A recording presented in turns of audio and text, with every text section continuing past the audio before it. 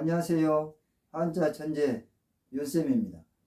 최근에 사면, 복권, 가석방이라는 말이 뉴스에 많이 나오고 있습니다. 사면, 복권, 가석방의 뜻과 절차, 효과에 대해서 알아보겠습니다. 사면, 복권, 가석방을 한자로 보시겠습니다. 사면, 이 한자는 용서할 사입니다.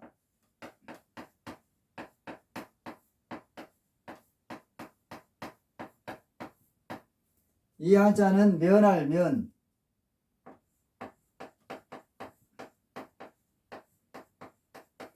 그래서 사면을 한자 그대로 해석을 하면은 용서해서 면하게 해준다 그런 뜻이죠.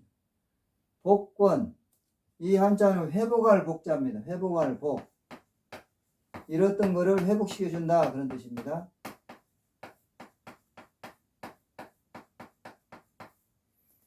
이 한자는 권세, 권 또는 권리라는 뜻도 있죠.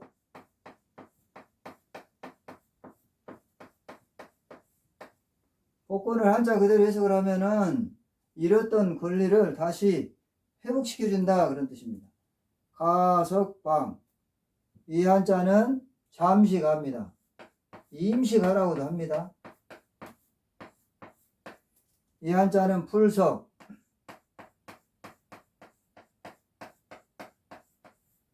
이 한자는 노을방,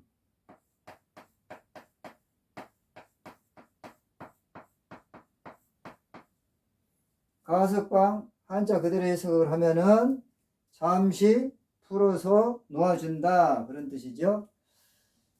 대통령은 법률이 정하는 바에 의하여 사면, 가명 또는 복권을 명할 수 있습니다. 우리나라에서는 일반 사면 및 특별 사면은 대통령 취임, 석가탄신일, 광복절, 개천절, 성탄절 등을 기념하기 위해서 주기적으로 이루어지고 있습니다. 광복절 특별 사면을 줄여서 광복절 특사라고도 합니다. 가석방은 징역이나 금고의 집행 중에 있는 사람이 수용생활을 통하여 뉘우침이 뚜렷하다고 인정되는 경우에 형기 만료 전에 조건부로 석방하는 제도입니다. 사면은 죄를 용서하여 기소나 형벌을 면제하는 것으로 대통령이 국가 원수의 지위에서 행하는 대통령의 고유 권한에 속합니다. 사면법 제2조에서는 사면을 일반 사면과 특별 사면으로 구분하고 있습니다.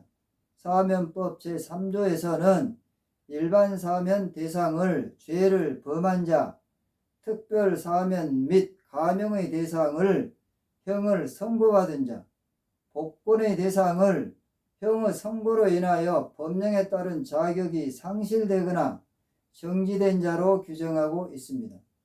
사면의 절차를 보시겠습니다. 대통령이 일반 사면을 하려면 국무회의의 심의를 거쳐서 국회의 동의를 얻어야 합니다. 일반 사면은 죄의 종류를 정해서 해야 합니다. 사면법 제9조에는 특별 사면, 특정한 자에 대한 가명 및 복권은 대통령이 한다고 규정하고 제10조 제1항에는 법무부 장관은 대통령에게 특별 사면, 특정한 자에 대한 가명 및 복권을 상신할 수 있고 또 제2항에는 법무부 장관은 제1항에 따라 특별 사면, 특정한 자에 대한 가명 및 복권을 상신할 때에는 사면심사위원회의 심사를 거쳐야 한다고 규정하고 있습니다. 사면의 효과를 보시겠습니다. 일반 사면은 형 선고의 효력이 상실되고 형을 선고받지 아니한 자에 대해서는 공소권이 상실됩니다. 다만 특별한 규정이 있을 때는 예외로 합니다. 특별 사면은 형의 집행이 면제됩니다. 다만 특별한 사정이 있을 때에는 이후 형 선고의 효력을 상실하게 할 수 있습니다. 일반에 대해서는 특별한 규정이 없는 경우에는 형을 변경합니다. 특정한 자에 대하여 형의 집행을 경감합니다. 다만 특별한 사정이 있을 때에는 형을 변경할 수 있습니다. 복권에 대해 알아보겠습니다. 복권은 형의 선고로 인해서 상실되거나 정지된 자격을 회복시켜주는 조치를 말합니다.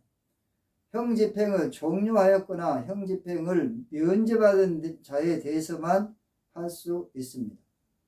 복권에도 죄 또는 형의 종류를 정하여 일반적으로 행하는 일반 복권과 특정한 사람에 대하여 행하는 특별 복권이 있습니다. 기업인은 복권되지 않으면 등기이사 등 공식적인 직책을 맡을 수 없습니다. 정치인의 경우는 복권되면 국회의원 등 선출직 공무원의 출마 자격이 생깁니다. 사명과 복권에 대해 여러 가지 논란이 많습니다. 정부에서는 특별 사면을 국민화학, 국민경제라는 말도 안 되는 억지 논리를 들면서 시행하여 국민들의 비난이 아주 많습니다. 많은 국민들이 범죄자를 위한 사면, 힘있는 자들을 위한 특별 사면이라고 매번 반대하지만 역대 많은 대통령들은 특별 사면을 남발하여 대통령의 권력 남용 논란이 되고 있습니다. 수많은 경찰관, 검사, 변호사, 법관, 증인, 참고인 등을 동원해서 많은 비용을 들여가면서 몇 년에 걸쳐 판결이 확정되어 범인의 형벌을 결정했는데 대통령의 말 한마디에 형벌이 물거품이 되고 맙니다. 국민들이 법감정으로는 도저히 이해할 수도 없고 상권 분립 원리에도 맞지 않는 권력의 횡포라고 할 수도 있습니다. 가석방은 징역이나 금고의 집행 중에 있는 사람이 수용생활을 통하여 뉘우침이 뚜렷하다고 인정되는 경우 형기 만료 전에 조건부로 석방하는 제도입니다. 가석방 제도는 형의 집행 중에 뉘우침이 뚜렷하여 형벌의 목적이 달성되었다고 판단되는 경우에 불필요한 형의 집행을 단축하여 수용자의 사회복귀를 앞당기고 수용자 자신의 사회복귀를 앞당기는 동시에 수용자 자신의 사회복귀를 위한 자발적이고 적극적인 노력을 촉진하려는 데 의의가 있습니다. 가석방의 요건을 보시겠습니다.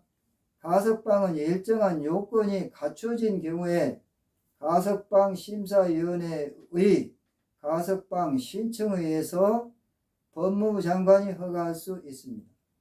첫째, 징역이나 금고의 집행 중에 있는 사람이 무기형은 20년, 유기형은 형기의 3분의 1이 경과한 후일 것. 여기에서 형기는 선고형을 뜻합니다. 형법 제73조 제1항에 형기에 산입된 판결 선고 전 구금일수는 가석방을 하는 경우 형 집행 기간에 산입한다고 규정하고 있습니다. 둘째, 행상이 양호하여 뉘우침이 뚜렷할 것. 셋째, 벌금이나 과료가 병과되어 있는 때에는 그 금액을 완납하여야 합니다. 구독을 꾹 눌러주시면 고맙겠습니다.